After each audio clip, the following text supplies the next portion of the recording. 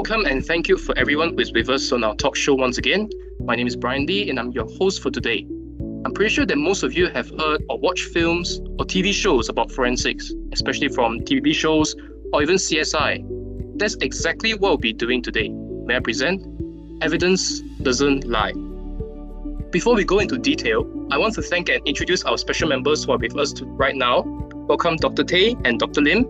They are brilliant forensic scientists, or more specifically, crime scene technicians. Sounds fancy, doesn't it? They've completed their PhD and have attended various conferences on sharing their expertise and knowledge with the forensic community all around the world. We also have Dr. Wong here. She's a forensic pathologist and has worked in the autopsy field for a whopping 25 years. Wow, that's a long time with dealing with disease, isn't it, Dr. Wong? The best part is that they are all from UM and they are willing to share with us on the scientific and technological aspects in forensics. A public citizen has also joined us in the discussion as well. Thank you, Mr. Bong, for joining us. First off, I want to ask, what do you know about forensic science? Can you tell us on behalf of the audience here? This is because we also want to address any misunderstandings or misconceptions so that the professionals here can help us to debunk the myths. Yeah, of course. In my opinion, forensic science is just science applied to the crime, and it involves working with dead bodies only and direct connect with the criminals. I see. How do you know about this? I actually get this information from the TV. I love to watch CSI, or we call it as crime scene investigation, on TV during my free time. That's why I'm here today.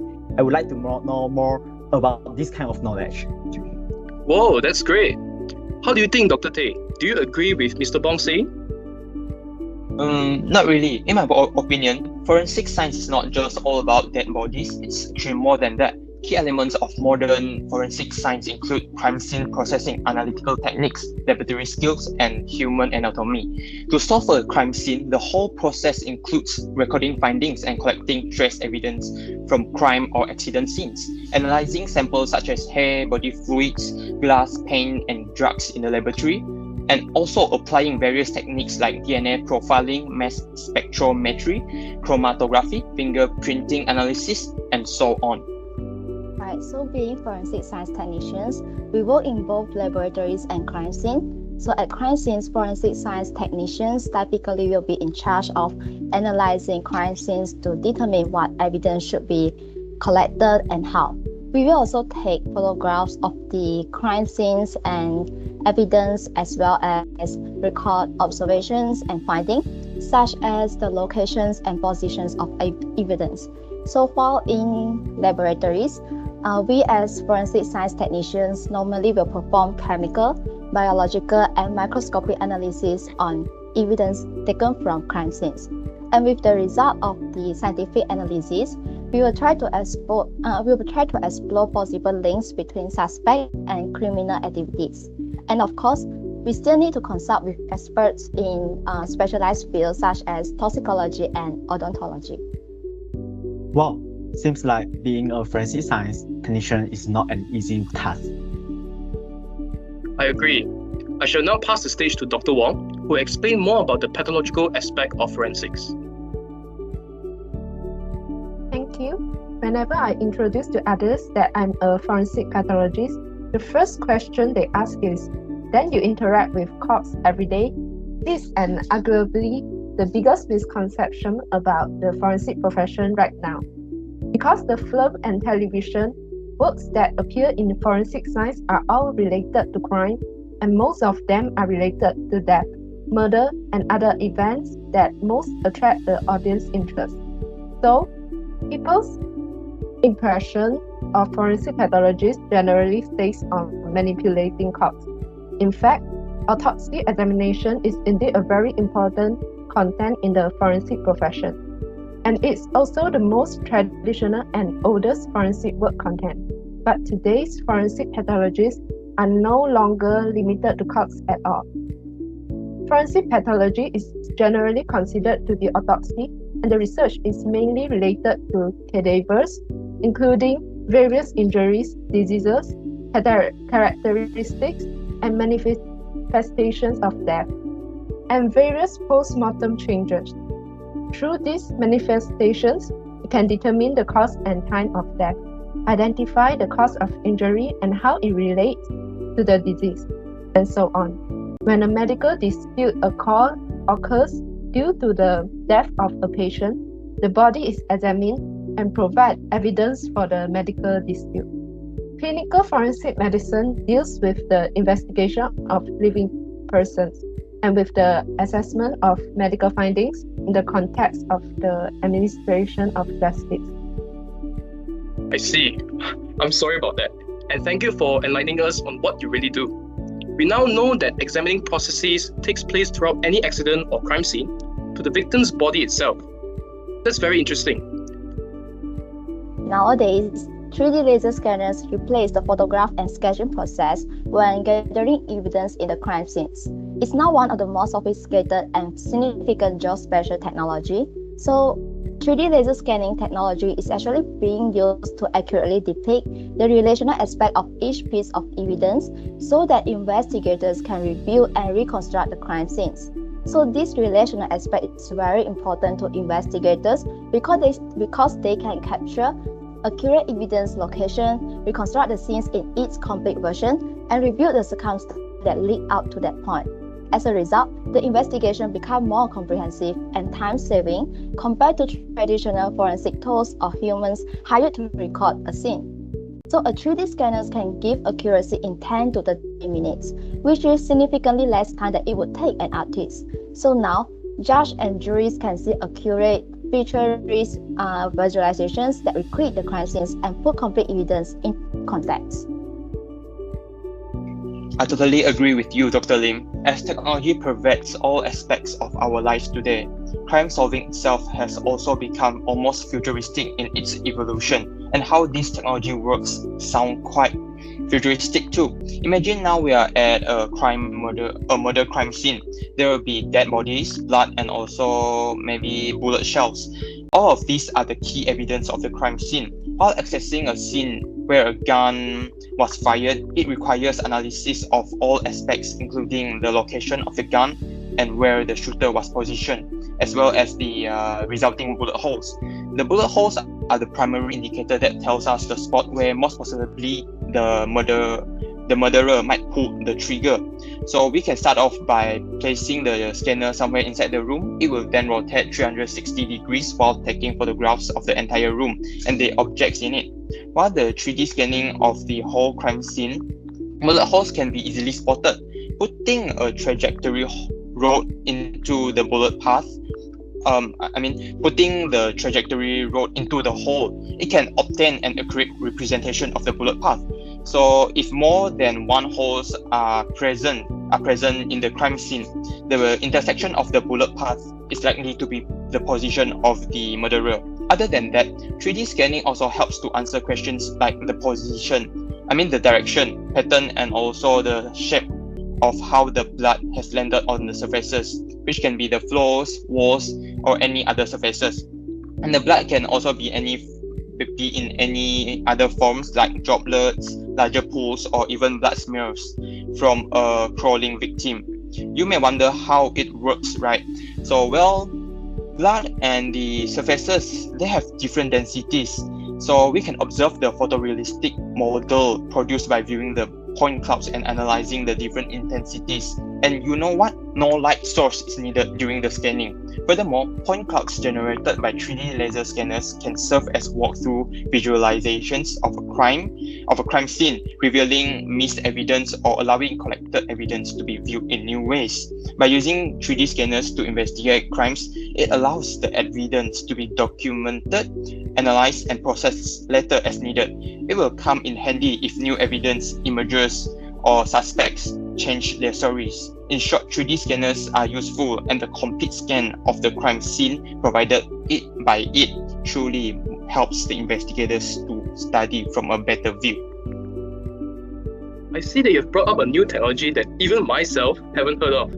Speaking about new techs, now that we're in the year 2022, is there any new breakthroughs, or are there any kind of technologies you use while identifying a suspect or victim? I heard that you all have something special in order to determine on how a person is related to an incident by comparing his or her fingerprints with some sort of database, right? Like a system to compare with? Yeah, right. You're right. So we do have this kind of system, and it is actually being widely used in forensic science now. I can say that police and law enforcement agencies all around the world are using this kind of system in criminal identification process.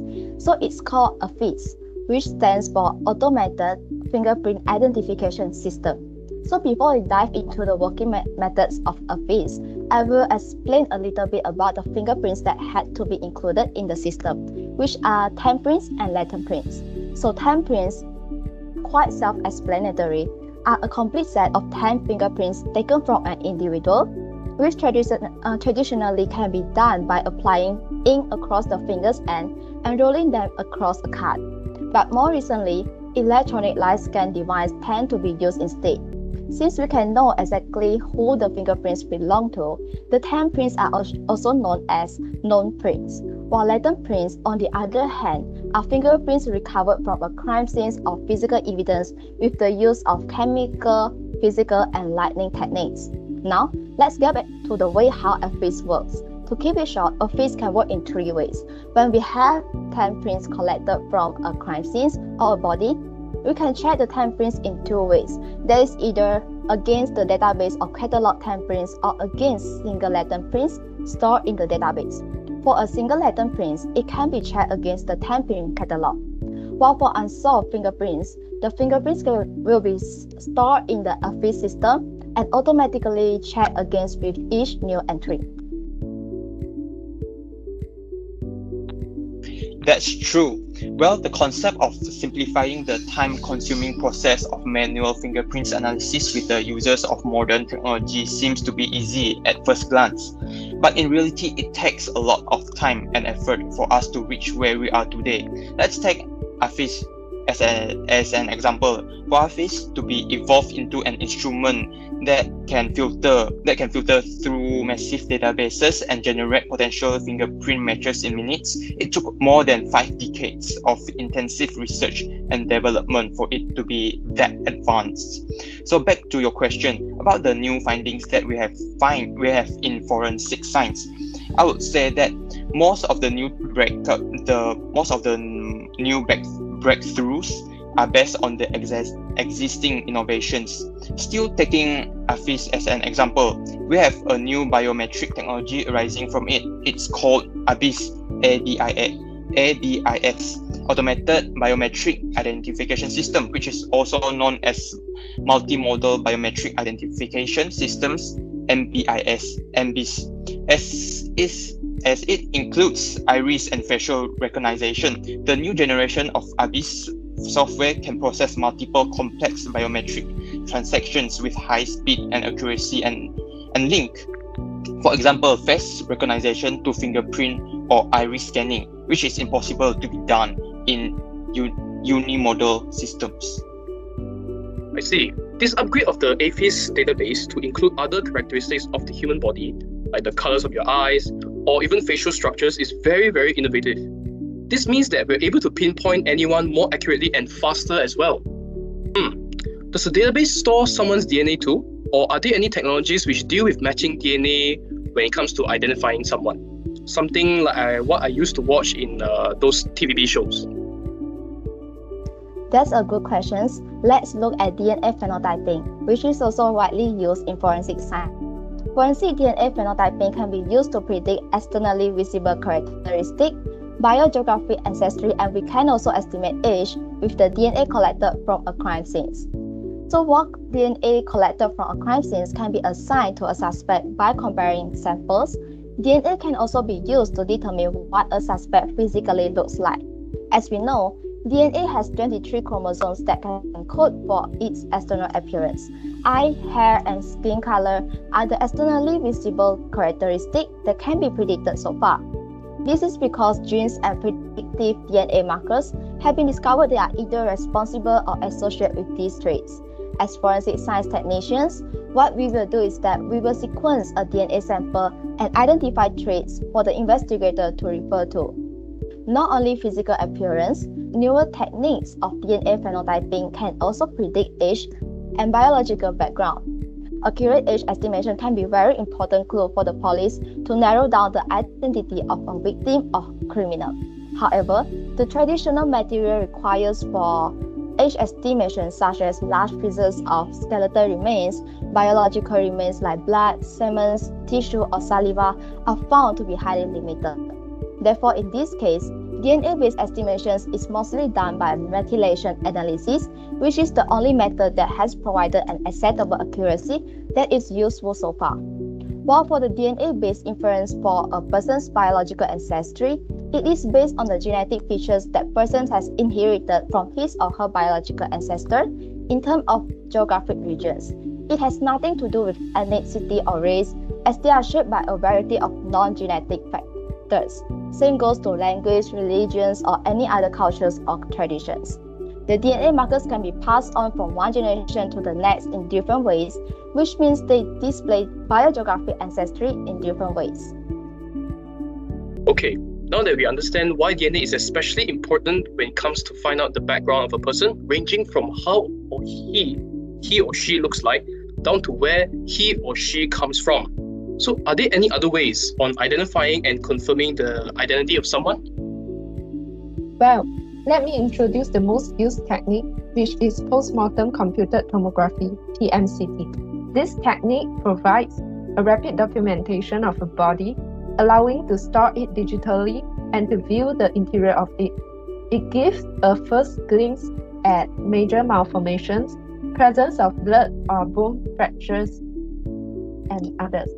TMCT is an effective as dissection autopsy in identifying pulmonary infections and natural causes of death. It's more effective in identifying vertebral fractures, which may exclude hanging and corroborate trauma to spine. Additionally, it allows performing 3D reconstruction showing the surface of the scanned body as well as the internal organs. This possibility to represent the body, and especially the skeletal system in 3D, is an advantage, often used, for example, to show fracture systems, ballistic trauma, or to perform so-called virtual anthropology by investigating the virtual skeletons obtained using 3D volume rendering methods. And this is true for the many seemingly unsolvable criminal cases which took place in the past, way before such technologies were invented. Families and friends were crying and disappointed that the culprit was not caught until recent years, when technologies such as AFIS or the upgraded ABIS and DNA phenotyping has finally allowed the police force to identify and apprehend the suspect. Let's show a few examples here. This was a 16-year-old girl who was sexually assaulted and then brutally murdered in 1989 in her family's house. More than 30 years since, nobody, not even the police force, knew who her killer was. During that year, all the investigators could do was comparing blood types. Until 2020, new DNA technology has allowed the police force to narrow down to a few suspects, including one being the girl's cousin, who suspiciously passed away in 2006. From there, results shown it was a match, and he, at the time, was 5 years older than her, was the one. There's another case which is related to the AFIS technology. Let's take a look at this case in 1969, Houston, Texas. So, a young single mother was just arriving at her workplace when she was forced into a corner. She was raped, strangled, and stabbed to death. No one also knew who killed her, and the case went cold eventually. At that time, the police force only managed to obtain latent fingerprints from a car until the year 2003, when her brother, together with the help of the FBI, managed to pinpoint one suspect, James Ray Davis, by matching the latent prints obtained in 1969 to the current IFIS technology. Finally, in November of that year, the suspect pleaded guilty to all charges after a total 34 years. He was sentenced to life imprisonment. Oh yeah, I heard this news before. My family and I were shocked, although finally relieved that these people were finally caught, all thanks to the new technologies. However, with that being said, I have a few concerns as well after seeing a few other newspaper articles. There was one of them which was quite interesting. The forensic scientists used a somewhat new technology at that time, teeth print identification. Have any of you guys heard it before? It was such a baffling technology. I had no idea it was a legitimate way to identify a suspect. But it all turned out to be a fake, a scam, a desperate way used by those supposedly expert forensic scientists, which eventually wrongfully convicted an innocent man. Yes, this was one of the, I can say, most embarrassing events where it possibly hurt the image and reputation of forensics. About that, I shall share a headline about what happened in Milwaukee on November 3rd, 1984. So, what happened was an old woman who was beaten to death and possibly raped when she was returning home after her hangout with her friends. In 1984, it was before DNA profiling or even CCTVs were common, but the investigators found one clue: bite marks. It was then two forensic dentists who managed to convince the court and the public that teeth print identification technology was a thing, that it was a recognized, accurate, and reliable field of study. From their testimonies, the bite mark matches a young man's teeth arrangement, Robert Lee Stinson. Robert was then innocently sentenced to life imprisonment and only released 23 years later, when the appeal finally found out that the technology was in fact inconsistent and simply inaccurate. He was fortunately released because of DNA profiling, which identified the true killer, who was Moses Price. This is where my concern comes in. Many articles that I have come across, even my family and friends, were telling me that there is no scientific basis that our fingerprints are unique. This means that my fingerprint could possibly share the same pattern with another person. And if that person somehow committed a crime, will I be in trouble as well? I don't want to land in jail for something that I didn't do. And talking about this, there's a case where a person was wrongfully suspected as being the one who did the Madrid train bombings because apparently Office technology matched his fingerprints mistakenly with the real culprit. At least, he was fortunate enough that he was released after other evidence suggested that it was impossible for him to be there at that time. So, my question is, what the credibility of fingerprint, DNA, and auto-spy technologies are? How accurate are they? Yes, I understand your concern, Mr. Bong. This is why we are here to explain on it. First of all, we must understand although forensic science is legitimately accepted by the court, government, and us as the people, it also depends on the probability of making false positive or negative errors. This can be usually blamed upon ourselves, human errors. In the context of junk science or pseudoscience, it is undeniable true that those are based on erroneous evidence or ridiculous theories, such as the ones proposed by supposedly credible forensic scientists in the Milwaukee case. Because of that, misconceptions and misunderstandings were made, hence the wrong convictions of innocent people. We as forensic scientists have the responsibility to communicate with the public on what really is considered as true science, with its justification to back it up. But this does not mean that forensics are 100% accurate because of human error. We make mistakes too, right? I agree with you, Dr. Wong. Speaking about human error, have you heard about the mystery of the Phantom of Heilbronn?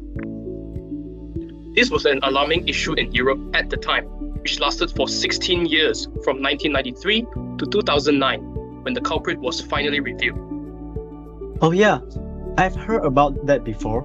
It was, I think, a female serial killer who managed to undergo 40 crimes, from thief to brutal murders, even murdering a police officer in Germany.